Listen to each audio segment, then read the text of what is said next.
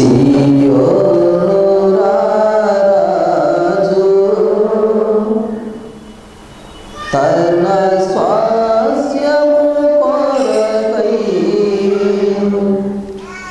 రానయ్యుండగా త్వరగా రానయ్యుండగా సియోను రారాజు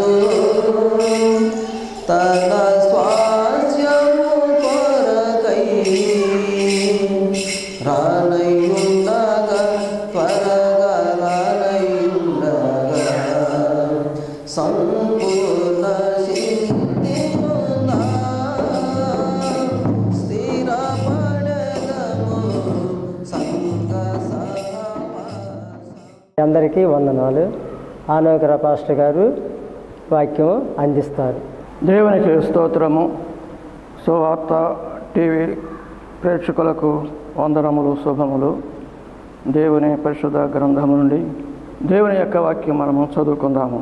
హెజ్కేలు గ్రంథము 1వ అధ్యాయం 1వ వచనములో ఇలాగూ రాయబడి ఉన్నది. 30వ సంవత్సరము 4వ నెల 5వ దినమున నేను కేబారు నది ప్రదేశమును శరలోని వారి మధ్య కాపురముంటని. ఆ కాలమున ఆకాశము తెరవబడగా దేవుని గూర్చిన దర్శనము నాకు కలిగాను. దేవునికి స్తోత్రము. ఇక్కడ హెజ్కేలు ఆకాశము తెరవబడుట చూస్తూ ఉన్నాడు. ఆకాశము ఎలాగో తెరవబడుచున్నది, ఆకాశము ఎలాగూ తెరవబడుచు ఉన్నదో దేవుని యొక్క వాక్యములో ఎలాగో రాయబడి ఉన్నది. దేవునికి స్తోత్రం. దేవుని యొక్క వాక్యము మనము విపులముగా చదువుకుందాము. లూకాసు వార్త 3వ అధ్యాయం 21వ వచనములో యేసు ప్రభు యోహాను చేత బాప్తిసము పొంది ఆయన ఒడ్డుకు వచ్చినప్పుడు ఆకాశము తెరువబడినది. ఒడ్డుకు వచ్చి ప్రార్థన చేస్తున్నాడు. ఆకాశము తెరువబడాలి అంటే ప్రార్థన అవసరము. ప్రార్థన ద్వారా ఆకాశము తెరువబడుతూ ఉన్నది. ఆకాశము లోపల ఏమున్నది?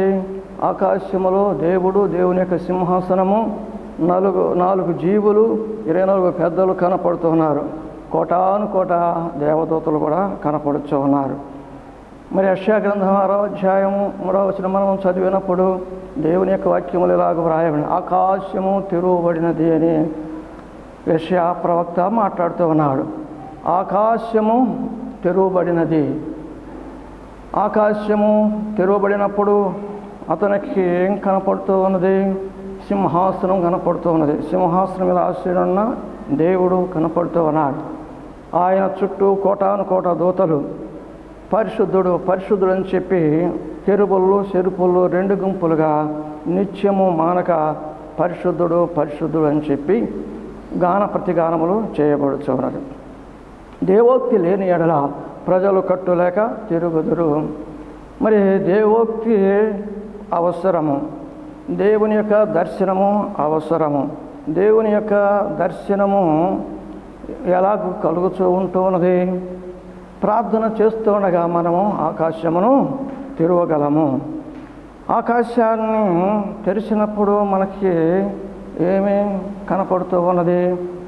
దేవుని యొక్క సింహాసనము, దేవుడు, దేవదూతలు కనపడుచున్నారు. కనుక ఆకాశము తెరవబడినప్పుడు దేవుని యొక్క ఉద్దేశం ఏంటో చక్కగా మనుషులకు బయలుపరచబడినది. అదేంటంటే పరిశుద్ధుడు పరిశుద్ధుడు. దేవుడు పరిశుద్ధుడు కనుక మనము కూడా పరిశుద్ధులుగా ఉండాలని, పరిశుద్ధత లేకుండా ప్రభువుని ఎవరు చూడలేరని దేవుని వాక్యం మనకి విపులముగా తెలియజేయచ్చు అన్నది. ఎప్పుడైతే ఆకాశము తెరవబడినదో అది గొప్ప మనకి ఆదరణ. ఆకాశము ఎలాగో తెరవబడుచు ఉన్నది? యేసు ప్రభువారు ప్రార్థన చేసినప్పుడు ఆకాశము తెరవబడినది. మనం కూడా ప్రార్థన చేస్తే తప్పకుండా ఆయన ఆకాశమును తెరుస్తాడు. ఆకాశము తెరవబడినప్పుడు మనకు కలిగే దర్శనము చాలా గొప్పది. కనుక హెజ్కేలు దర్శనం చూస్తూ ఉన్నాడు. ప్రజల యొక్క స్థితిని గురించి ప్రజలందరూ, యోధులందరూ కూడా చెరలోకి పోయారు కనుక హెజ్కేలుకు దర్శనము కలిగింది. ఆకాశము తెరవబడగా దేవుని గూర్చిన దర్శనము నాకు కలిగెను అని చెప్పి అంటూ ఉన్నాడు. దేవుని యొక్క దర్శనము ప్రజలకు మంచి ఓదార్పు కలుగు చేయడానికి, వారికి దేవుడు ఉన్నాడని తెలియచేయడానికి ఈ దర్శనము అవసరమై ఉన్నది. ప్రజలు ఎంతో భయభక్తులు కలిగి ఉండటానికి, భయం పోగొట్టుకొని దేవుని మీద ఆధారపడటానికి దేవుని యొక్క దర్శనం అవసరం. కనుక యెహెజ్కేలుకు చక్కగా దేవుని యొక్క దర్శనము కలిగినది.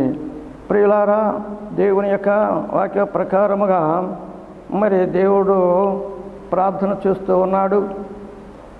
దేవుని సన్నిధిలో పేతురు అనే భక్తుడు ప్రార్థన చేస్తున్నాడు. ఇంటివారు ఆహారము తయారు చేస్తూ ఉండగా మరి చక్కగా ఆయన ప్రార్థన చేస్తున్నాడు. పేతురు ప్రార్థన చేస్తూ ఉండగా ఆకాశము తిరుబడి, ఆకాశము తిరుబడి ఆకాశము నుండి ఒక పాత్ర అతని యొద్దకు దిగినది. ఎప్పుడైతే ఆ పాత్ర దిగినదో దాంట్లో జంతువులు, పక్షులు, పనికి వచ్చేవి, పనికిరానివి ఎంతో భయంకరంగా దాంట్లో ఉన్నాయి. అతనికి ఒక స్వరం వినపడుతుంది, పేతురు ఈ పాత్రలోనివి నీవు తినుము అని చెప్పి ఆ స్వరము వినపడుతూ ఉంటుంది. పేతురు అయితే ఆకలి గురినవాడే మిద్ది మీద ప్రార్థన చేస్తూ ఉన్నాడు. ఆకాశము తెరువబడినది. అతనికి ఎదుటికి చక్కగా ఒక పాత్ర దించబడినది. 4 చెంగులు పట్టుకున్న ఒక దుప్పట్లాంటి పాత్ర దిగినప్పుడు అతనికి స్వరం వినపడుతుంది, పేతురు ఇదిగో దీంట్లోనివన్నీ కూడా మరి నీవు తినుము అని. అంటే పేతురు ఏమంటున్నాడు, అయ్యా నేను అపవిత్రమైనవి ఎన్నడూ నా నోట ఉంచుకోలేదు. పక్షులు ఉన్నాయి, అంటే కాకులు, గ్రద్దలు ఉన్నాయి, తినకుండా ఉన్నాయి, పురుగులు ఉన్నాయి, భయంకరముగా మరి అనేకమైన జంతువులు ఉన్నాయి, తినకూడని పక్షులు, మరి భయంకరమైన పాకే పురుగులు, తేళ్ళు, పాములు ఉన్నాయి. కనుక నేను ఎప్పుడూ కూడా తినలేదు, నేను ఎప్పుడూ కూడా వీటిని నోట పెట్టుకోలేదు, నేను తినను అంటే తినను అన్నాడు. అలాగ 3 సార్లు మరి అతనికి స్వరం వినపడినది. ఎందుకు ఈ విధముగా దేవుడు ఆకాశం తెరిచాడంటే ఆత్మల రక్షణ కోసము ఆయన ఆకాశము తెరిచాడు. కులతత్వము పోవడానికి, కులము అనేది మనుషుల్లో భయంకరముగా కట్టు ఉన్నది, కులకట్టు, మతకట్టు. ఈ భయంకరమైన ఈ కట్లు తొలగిపోవడానికి దేవుడు ఆకాశమును తెరిచాడు. ఆకాశము తెరిచి ఆ దర్శనం చూపిస్తున్నాడు. ఇవి దేవుడు పరిశుద్ధపరిచాడు, నిషేధింపదగినవి కాదు, నీవు వాటిని అన్నింటినీ కూడా తినవచ్చు అని చెప్పి అంటే పేతురు ఒప్పుకోలేదు. 3 సార్లు అయిన తర్వాత ఆ పాత్ర బయటికి పైకి ఎత్తబడినది. అతనికి ఏమీ అర్థం కాలేదు. అప్పుడు స్వరం వినపడి, నిన్ను పిలవటానికి నీ వద్దకు మనుషులు వచ్చారు, నీవు ఏమీ కూడా అనుకోకుండా నీవు వారితో వెళ్ళుము అని చెప్పి దేవుని యొక్క ఆత్మ అతనితో మాట్లాడు. దేవునికి స్తోత్రము.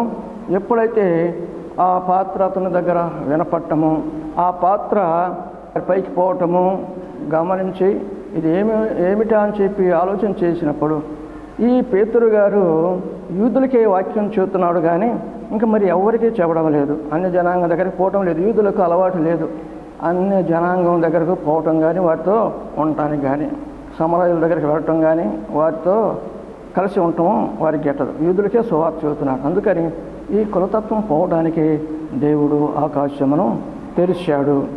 అలాగూ కులతత్వం పోవటానికి దేవుడు ఆకాశమును తెరిచాడు. ప్రియులారా, మరి యొక్క మనము ఆకాశం ఎలాగూ తెరవబడినదో అపోస్తల కార్యం 9వ అధ్యాయం 3వ వచనములో ఒక పాపి మారు మనసు పొందడానికి దేవుడు ఆకాశమును తెరుస్తూ ఉన్నాడు. భయంకరమైన క్రీస్తు మార్గంలో ఉండిన వారందరినీ హింస పెడుతున్నాడు. క్రీస్తు మార్గంలో ఉన్న వారిని నిర్మూలన చేయాలి, ఈ యేసు నామం భూమి మీద లేకుండా చేయాలని చెప్పి అతడు చాలా క్రూరత్వంతో కంకణం కట్టుగా ఉన్నాడు. యూదుల దగ్గర అధికారము కలిగి ఉన్నాడు, అధికారం పొంది ఉన్నాడు. ఈ సౌలు అనే అతను భయంకరంగా యెరూషలేములో ఉండిన వారందరినీ కూడా మరి చాలా బాధ పెట్టాడు. కొందరిని కొట్టి కొందరిని చెరసాల్లో వేసి నానా విధాలుగా హింసలు పెట్టాడు. కనుక క్రైస్తవులను నిర్మూలన చేయాలి, ఈ క్రైస్తవులను చెరసాల్లో వేయాలి, బంధించాలి, బాధ పెట్టాలి, ఇది దేవునికి ఇష్టమైందని అనుకున్నాడు. సౌలు చాలా భయంకరంగా హింసిస్తున్నాడు. అలాగూ హింసిస్తూ ఉండగా ఇది దేవునికి మంచిది అనుకున్నాడు. అయితే దమస్కులో ఉండే క్రైస్తవులను కూడా హింసించి వారిని చెరసాల్లో వేయాలని చెప్పి అతడు భయంకరముగా ప్రయాణం అయ్యాడు. తన గుర్రం మీద పనివారిని తీసుకొని దమస్కుకు వెళుతుండగా మార్గములో దేవుడు ఆకాశమును తెరిచాడు. ఆకాశమును తెరిచి వెలుగు అతని చుట్టూ కమ్ముకొనగా అతడు తను ఎక్కిన గుర్రం మీద నుంచి కింద పడి క్రూరాత్మలో ఉండిన అతను కింద పడినప్పుడు అతనికి వెలుగు కలిగినది. అంతేకాదు స్వరం వినపడుతున్నది, దేవుని యొక్క దర్శనం కలిగినది. యేసు ప్రభు అతనితో మాట్లాడుతున్నాడు. ఆకాశమును చీల్చాడు. మారు మనసు పొందడానికి దేవుడే ఆకాశమును తెరచి యేసు ప్రభు మాట్లాడుతున్నాడు. సౌలా సౌలా, నీవు నన్నేలా హింసిస్తున్నావు అని అన్నప్పుడు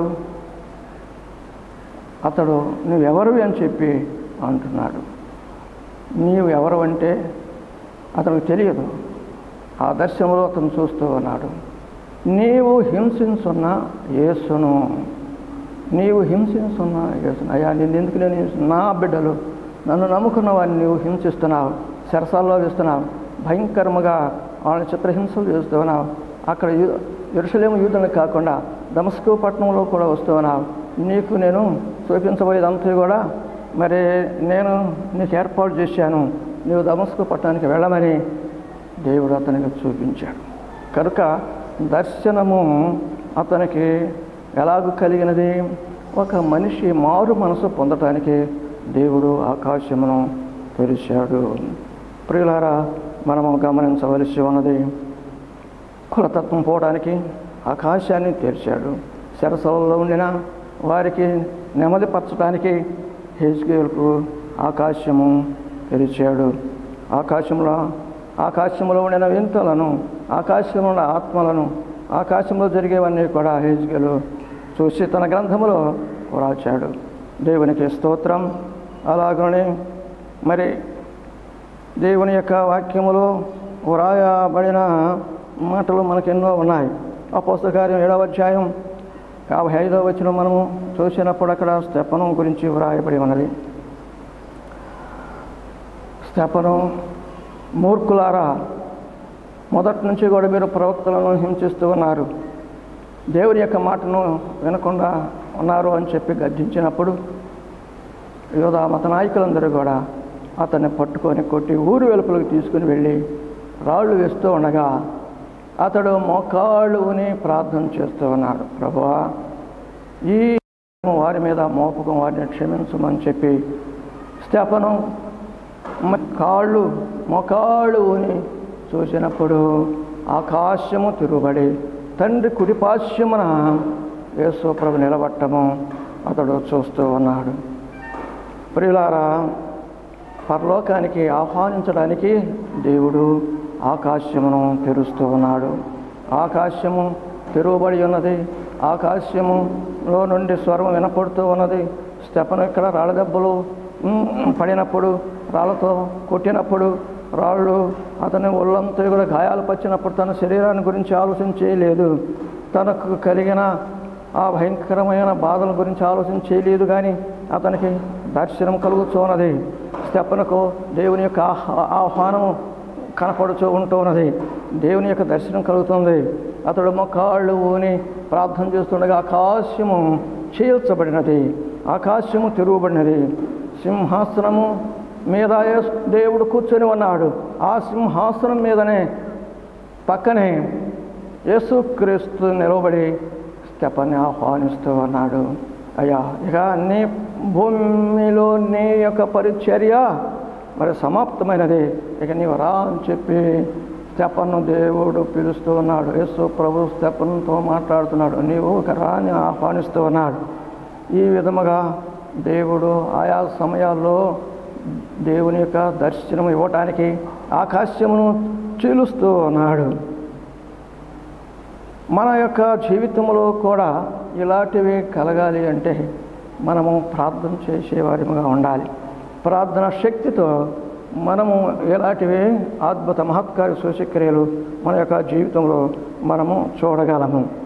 కనుక హెజ్కేలు దర్శనం లేని ఎడల మరి ప్రజల పట్ల దేవుని యొక్క ప్రేమ అనురాగాలు, దేవుని యొక్క తోడు ఇవన్నీ కూడా కనపడేది కాదు. కనుక ప్రజల యొక్క పరిస్థితి కూడా ఇతనికి అర్థమయ్యేది కాదు. అందుకని ఆ ప్రజల నిమిత్తమే దేవుడు హెజ్కేలుకు దర్శనం ఇచ్చాడు. ఈ దర్శనం మనకి ఎలాగో కలుగుతుందంటే యేసు ప్రభువారు ప్రార్థన చేసినప్పుడు ఆకాశము తెరవబడినది. ప్రార్థన ద్వారా దర్శనం కలుగుతున్నాయి. ప్రార్థన ద్వారా దేవుని యొక్క ఉనికిని మనకు తెలుస్తున్నది. ప్రార్థన ద్వారా మన అవసరాల కోసము దేవుడు జవాబు దొరుకుతూ ఉంటుంది. ఈ ప్రార్థన ద్వారానే దేవుడు ప్రార్థన ద్వారా ఆకాశమును మనము తెరగలము. యెషయా కూడా చూస్తూ ఉన్నాడు. యెషయా ఏం చూస్తూ ఉన్నాడు? ఆకాశము తెరువబట్టము, దేవుని యొక్క సింహాసనము, దేవుని యొక్క సింహాసనం మీద దేవుడు ఆశీనుడై ఉంటాము. మరి దేవదూతలు కెరుపులు చెరుపులు ఏం చేస్తున్నారు? గానాలు చేస్తూ ఉన్నారు. కనుక హెజ్కేలు ఆ దర్శనం చూసి అయ్యో అయ్యో నేను అపవిత్ర పెదవులు కలిగిన వాడిని, అపవిత్రమైన పెదవులు కలిగిన వాడిని, అపవిత్రమైన ప్రజల మధ్య నేను ఉన్నాను అని చెప్పి అతడు కేక వేశాడు. అతడు తన యొక్క అపవిత్రతను గుర్తించాడు. ఎలా గుర్తించాడు? దేవుని యొక్క దర్శనం ద్వారా యెషయా తన యొక్క పాప స్థితి ముందు దేవుని యొక్క దర్శనం చూశాడు. ఆకాశం వైపు చూశాడు. దేవుడు కనపడుచు ఉన్నాడు. దేవదూతలు ప్రతిగానములు చేస్తున్నాడు. ఆయన యొక్క పరిశుద్ధతను వెల్లడి చేస్తూ ఉన్నారు. అయితే ఆకాశం వైపు చూశాడు.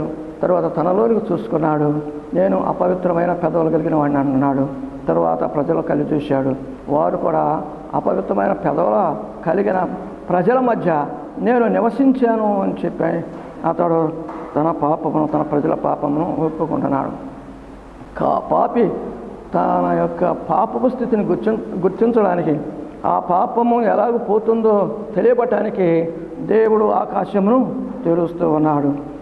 యెషయా ఆ విధముగా అయ్యో అయ్యో అయ్యో అని చెప్పి నేను అపవిత్రమైన వాడిని, అపవిత్రమైన పెదవులు కలిగిన వాడిని, అపవిత్రమైన ప్రజల మధ్య నేను ఉన్నాను అని చెప్పి అతను అన్నప్పుడు దేవుడు తన ఆకాశమును చేల్చి అతని దగ్గర ఒక దూతను పంపించాడు. దూత పట్టుగారితో నిప్పు తీసుకుని వచ్చి యెషయా భక్తునికి పెదవులకు, యెషయా ప్రవక్త ఆయన పెదవులకు అగ్ని అంటించినప్పుడు వెంటనే అగ్ని తగిలి అతని యొక్క పాపాలు పరిష్కారం. ఇదిగో నీ పెదవులకు అగ్ని తగిలింది, ఇక నీ పాపాలు పోయినవి, ఇక ఎక్కడి నుంచి నీవు నాకు సాక్షిగా ఉండు అని చెప్పి దేవుని యొక్క దర్శనం ద్వారా అతనికి క్షమాపణ దొరికినది. దేవునికి స్తోత్రము. ఈ విధముగా ఆకాశము మన కోసమే తెరవబడుతూ ఉంటున్నది. ప్రియులారా, యెహెజ్కేలు తన యొక్క ప్రజల పరిస్థితిని గురించి చక్కగా దర్శనం పొంది ప్రజలకు వర్తమానం పంపించాడు. అలాగే కులతత్వం పోవడానికి పేతురు కూడా మరి మిద్దె మీద ప్రార్థన చేస్తూ ఉండగా చక్కగా దర్శనం చూశాడు. ఆకాశము తెరవబడినది. ఆకాశములో నుండి ఒక పాత్ర తినరానివి తినకూడనివి మరి పంపించబడినది. పేతురు నీవు ఏమాత్రమును కూడా ఆలోచించకుండా వాటిని చంపుకొని తినమన్నారు. అయితే పేతురు ఇవి నిషిద్ధమైనవయ్యా, ఇవి తినకూడనివి, వీటిని ఏమాత్రమును కూడా నేను తినను అని చెప్పినప్పుడు 3 సార్లు పేతురు నువ్వు తిను అంటే మరి అవి అతడు తినలేదు. 3వసారి పైకి ఎత్తబడినది. ఎందుకు ఆ విధముగా ఎత్తబడినది? ఎందుకు? ఆ చూపించిన దర్శనము దేవుడు చెప్పాడు కదా, ఇవి పరిశుద్ధమైనవి, నీవు ఏమాత్రమును కూడా తినవద్దు అని అనబాకు, నువ్వు తిను అని చెప్పి అన్నప్పుడు నేను తినను అని చెప్పి అతడు తినలేదు. మరలా పైకి ఎత్తబడినది. ఏంటో ఈ దర్శనం అని చెప్పి అతడు కిందకు దిగి వచ్చినప్పుడు నీవు వారితో ఏమనకుండా కలిసి వెళ్ళు అని పేతురుతో చెప్పండి. పేతురు చక్కగా కొన్నేలి అన్యుడైన కొన్నేలి ఇంటికి రమ్మని ఇద్దరు మనుషులు వచ్చారు. ఇదే కావాలా? కులతత్వం లేకుండా అన్యుల దగ్గర పంపిస్తున్నాడు. ఇదివరకు మేము అన్యులకు చెప్పలేదు, యూదులకే మేము సువార్త బోధించామని చెప్పి వారు ఎంతగానో మార్గం తెరిచాడు, అన్యులకు మార్గం తెరిచాడు అని చెప్పి దేవుని మాటకు లోబడిన వాడాయి. ఆకాశము తెరవబడినది గుర్తు చేసుకొని కొన్నేరింటికి వెళ్ళి యేసుక్రీస్తు అందరికీ ప్రభువు అని చెప్పి వాక్యం చెబుతుండగా అక్కడ ఆ ఇంటిలో ఉండిన వారు, కొన్నేళ్ళ ఇంటిలో ఉండిన వారందరూ, బంధువులందరూ కూడా వచ్చారు.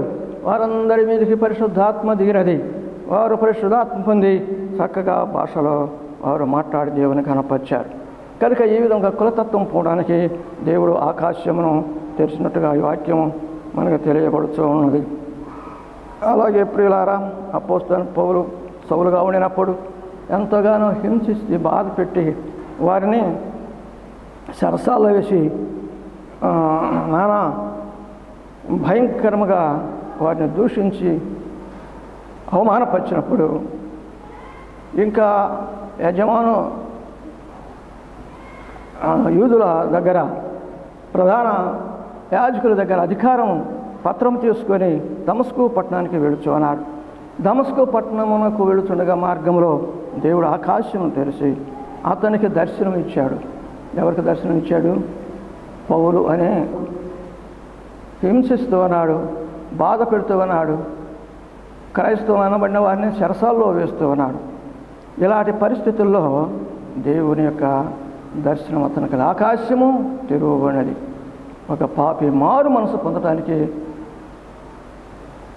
దేవుడు ఆకాశమును తెరిచాడు. నువ్వు ఇంకా మారు మనసు పొందలేదా? అయితే మారు మనసు పొందము. మారు మనసు పొందనేడలా నీవు నశించెదవు. నశించిపోవటము దేవునికి ఇష్టం లేదు. ఆయన నీ కొరకు తన చేతులు చాపుతూ ఉన్నాడు. మారు మనస్సు కోసము ఆకాశమును తెరుస్తూ ఉన్నాడు. దేవుడు అతనితో మాట్లాడాడు. సౌలా సౌలా, నీవు నన్ను ఎలా హింసిస్తున్నావు అని చెప్పినప్పుడు వెంటనే అతడు పశ్చాత్తాపడ్డాడు. తన మనస్సు నూతనపరచుకోవడానికి ఇష్టపడ్డాడు. అయ్యా, నేను ఎందుకు నిన్ను హింసిస్తున్నాను అంటే, ఇదిగో నీవు నన్ను, నా బిడ్డలను హింసిస్తున్నావు కనుక నన్ను నీవు హింసించినట్టే. నీవు వెళ్ళు, దమస్కు పట్టణానికి వెళ్ళు, నీకు కావాల్సినంత కూడా అక్కడ ఏర్పాటు చేసి నువ్వు రాజులు ఎదుటి నీవు ఉండాలి అని చెప్పి అతనికి చెప్పినప్పుడు అతడు వెళ్ళి దేవుని యొక్క మాట ప్రకారముగా దర్శనం పొందాడు కనుక నమ్మి మరి బాప్తిస్వం పొంది దేవుని మార్గంలో నడిచి గొప్ప సేవ చేసి దేవుని మహిమ పొందాడు. దేవుని గొప్ప కార్యములు అతని ద్వారా చేసి రాజుల దగ్గర నిలబడి దేవుని పరిచర్యలో ఉన్నాడు. కనుక ఈ సమయంలో దేవుడు మీతో మాట్లాడుతున్నాడు. దేవుడు తన ఆకాశమును తెరచి మరి మంచిగా ఆయన పరిశుద్ధతను వెల్లడి చేస్తూ ఉన్నాడు. కులతత్వం నిర్మూలన చేస్తూ ఉన్నాడు. మారు మనసు కలుగు చేస్తూ ఉన్నాడు. అంతేకాకుండా ఆయన నమ్మిన వారిని ఆహ్వానిస్తూ ఉన్నాడు. ఆకాశం తెరిచి స్తెఫను ఆశీర్వదించినట్టుగా మరి నిన్ను కూడా ఆయన ఆశీర్వదిస్తాడు. దేవుడి మాటలో దీవించుగాక. ప్రేమగల మా ప్రభువా, మీకు స్తుతులు స్తోత్రం చెల్లించుకొంచున్నాము. దేవా, నీ బిడ్డను దర్శించడానికి దేవోక్తి లేని ఎడల ప్రజలు కట్టులాగా తిరుగుదురు. మీరు తండ్రి దర్శనం అనుగ్రహిస్తూ ఉన్నారు. ప్రజల యొక్క క్షేమం కోసము యెహెజ్కేలుకు దర్శనము ఇచ్చారు. ప్రార్థన ద్వారానే యేసుక్రీస్తు వారు ప్రార్థన చేస్తుండగా ఆకాశంలో మీరు తెరిచారు.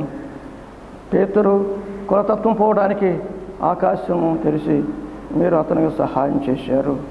అలాగే మా ప్రభువా, మారు మనసు కోసము సౌలు పౌలుగా మాట్లాడడానికి ఆకాశం మీరు తెరిచారు. ఆఖరిగా స్తెఫను రాళ్లతో కొట్టుచూ ఉండగా ఆకాశం తెరిచి స్తెఫను మీరు ఆహ్వానించేందుకు స్తోత్రం. ఈ వాక్యం విన్న ప్రతి వారికి కూడా మీరు తండ్రి ఆదరణ మీరు కలుగు చేయండి. మరి టీవీ పని పరిచర్య చేయు వారి యొక్క బృందమునకు గొప్ప ఆశీర్వాదం మీరు కలుగు చేసేది. అనేకులకు వర్తమానం అందించడం సహాయం చేయము. యేసు పరిశుద్ధ నామములో వేడుకొనుచున్నాము తండ్రి, ఆమేన్. మన తండ్రి అయిన దేవుని యొక్క ప్రేమయు, కుమారుని యేసుక్రీస్తు కృపయు, పరిశుద్ధాత్మ సహవాసం మనందరూ సదాకాలం తోడైనను గాక. ఆమేన్.